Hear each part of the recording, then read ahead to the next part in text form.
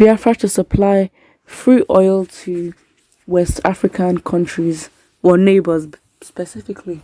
Nnamdi Kanu, leader of IPOB, Nnamdi Kanu has promised to supply to supply free gas and oil to West African countries, including Nigeria, when the Republic of Biafra is eventually realized. Free oil? Okay. Well, when will the actualization of Biafra actually happen? Because that's what people will be thinking of. And because my initial reaction was to give our oil to neighbors, to West African neighbors. I'm like, you're still Nigeria, but then the plan is that when they get independence, when they are their own republic, that would happen basically. Kind of also pledged that persecuted northern Christian communities would be granted political asylum in Biafra to save them from genocidal attack by terrorists.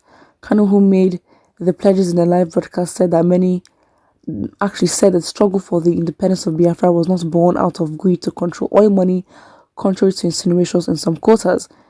The IPOB leader rather explained that the quest for Biafra autonomy was born out of the desire to liberate the entire black race from subjugation and neocolonialism. Hallelujah. Yes, I believe that neocolonialism is our greatest enemy at this point. According to a statement later by IPOB Media and Publicity Secretary Emma Powerful, the freedom of Biafra means freedom of the black race. The statement assured persecuted indigenous communities of their safety and protection under the independent Biafran. It reads in part, "We want to inform Christian communities in the northern Nigeria that they have nothing to worry about in a disintegrated Nigeria." Our leader made this solemn pledge during his live broadcast on the 8th of March 2021, during which he also assured them that they will be granted automatic settlement rights in the new Biafra when Nigeria finally implodes, as every other failed state before it has done. Biafra will not allow northern Christians who are currently at the mercy of marauding terrorists to be roasted by those eager to decimate indigenous communities of northern Nigeria. Our leader has assured them under divine oath that any northern Christian willing to live in Biafra land can come and settle. Northern Christians may be or shall be granted political asylum in Nigeria to pursue their legitimate careers. He equally promised to give free oil and gas to Ghana, Togo, Benin Republic, Ivory Coast, Gambia, and other countries in West Africa at large. This is to prove to them that the agitation for Biafra autonomy is not driven by the quest to control oil money. Rather, our struggle for self-rule is born out of our desires to set the entire black race from subjugation, basically. Biafra wants to have neighbors that are free and peaceful so they can benefit from our prosperity and enterprise. The indigenous people of Biafra, or the independence of Biafran, is the beginning of freedom for the black race. An independent Biafra would defend indigenous communities in Nigeria against colonization and attack against terrorists or by terrorists. I mean, I absolutely believe, especially how his plan is not just for, sending oil for free. I don't know what that would entail. I don't know. I just don't know what that proves. I don't think it has to if Biafra becomes a reality. But I think we have to work towards it becoming a reality because, again, how likely is it to happen? How does one state that's come from a bigger state become independent when the people is it going to be a vote? Is it going to be, I don't know, what would it be? Because how would Biafra actually get independence? I believe that we have to go back onto the terms as to how we got our independence in the first place. The independence was given, and at that point the British gave it to a lot of countries at that same time, so it must be true that they must have a contract and they must have benefited from it. And of course, neocolonialism is actually a very real thing and is very much present.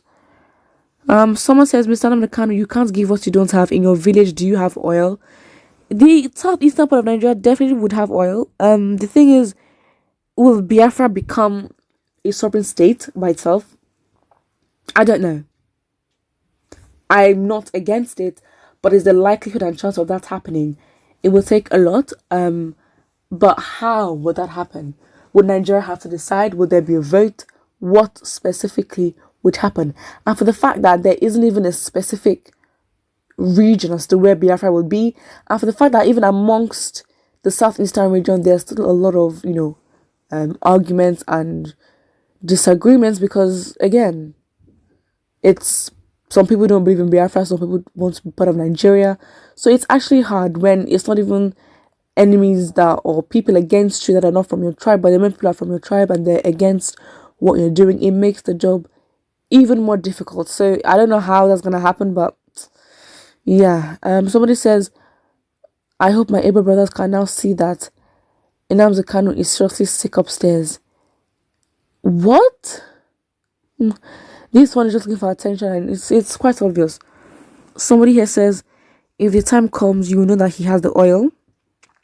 Ejim, or whatever you call yourself, do you think that Mazi Nnamdi Kanu, the Oha Majike one of Biafra, can make empty promises?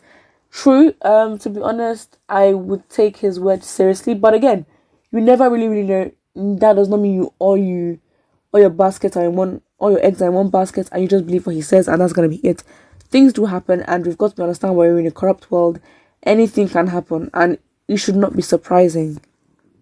It shouldn't really be surprising, because it is what it is.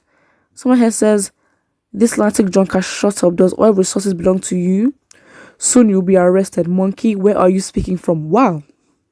Attention seekers, it's what they do. Yeah, it's sad. I think that if you're not observant or see how the Biafras are being marginalized, I don't know. I think those kind of people are the ones that would vote for Buhari again. Honestly, the lack of awareness for me. I'm not talking about the vulnerable, not talking about the compromised. In terms of these ones are looking to survive, I'm talking about the educated, exposed, and willingly ignorant ones. These people have the resources to do research. They have no excuse as to why they should be blind to certain realities of the country, but then they are. And so those are dangerous, because again, these ones will be the ones to defend, bad people with their chest. These ones will be the ones that will sell their birthrights for what? How many thousand naira just because they wanted to vote for somebody? It's absolutely sad. It's sad, but it is what it is at this point. It's shameful, but we move. Put what you think in the comment section below. Don't forget to like and subscribe.